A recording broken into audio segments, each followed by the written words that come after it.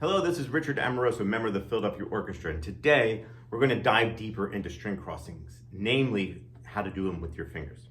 Before we get into it, don't forget to hit that subscribe button.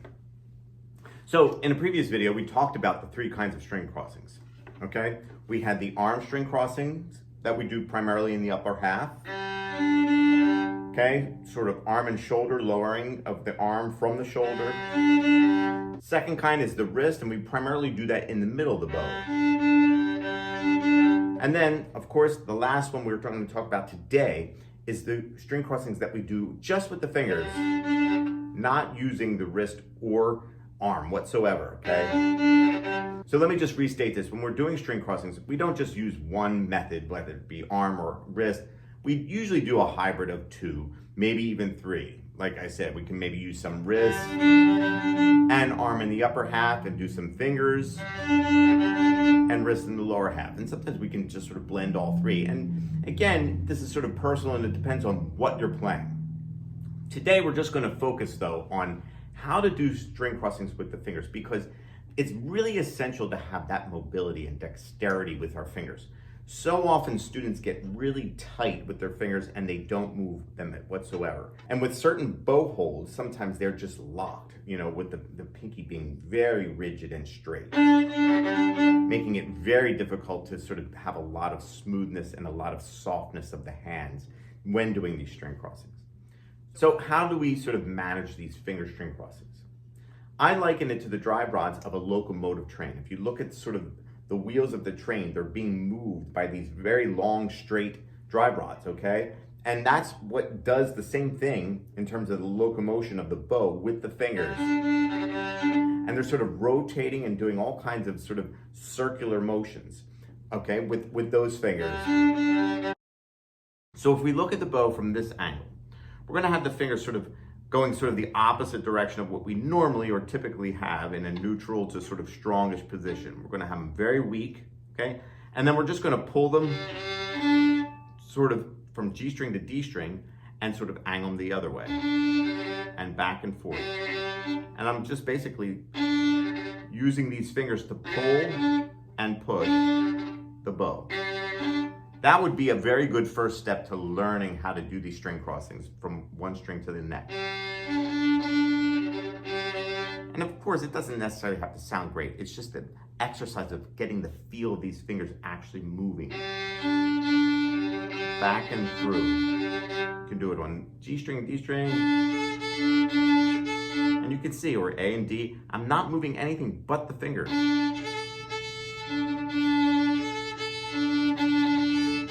Okay, so essentially that's a very natural motion going from the lower string to the upper string. However, in Kreuzter 13, you'll see we have this sort of backwards motion. It's opposite direction, opposite circles that we're going to do. So then we have to learn how to kind of get the fingers to move sort of in opposite circles. Let me do it from this angle. Okay, forward circles, backward circles. So then let's try and apply this now to Kreuzter 13, okay? And instead of using the fingers, let's just do open strings, okay? Starting on G string, 2 slurred, and then up, down, separate. And then 2 slurred. And what I'm really trying to do is make these string crossings as smooth as possible. Like I said in the previous video, we don't want to make dramatic, quick changes of the bow. We really want to do it smoothly and make an arc with the tip of the bow. So watching the tip of the bow,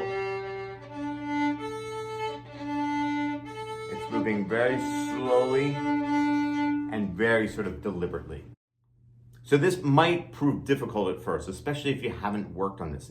You have to build up strength with these fingers. And like we talked about in the previous video, it's a matter of getting this pinky to really work on its own and let go with the other fingers.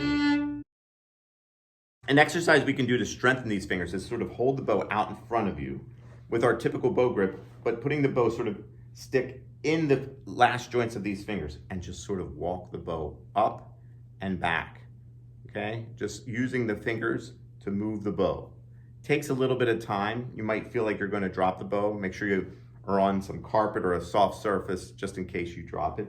But it's a really great exercise. I do it when I'm just sitting in my seat in the orchestra just to kind of get my fingers feeling very soft and very agile. Okay, give that a try. So again, just start simply just doing string crossings from one string to the next, really feeling these fingers doing the locomotion of the bow and propelling it back and forth with the string crossing, okay? And then you can sort of build from there and doing the backwards sort of motions as well. That one is very difficult. Once you've established this skill, again, play this etude.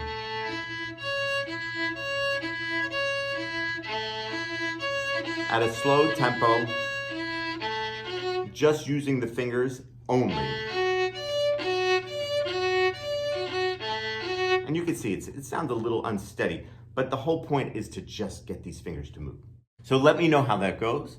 Any questions, please throw them in the comment section. I love hearing from you. I love hearing any ideas you may have that I haven't heard of or I could just share or kind of build upon. It's always cool to kind of be on this journey of just violin pedagogy. Okay, we'll see you all soon. Thanks so much.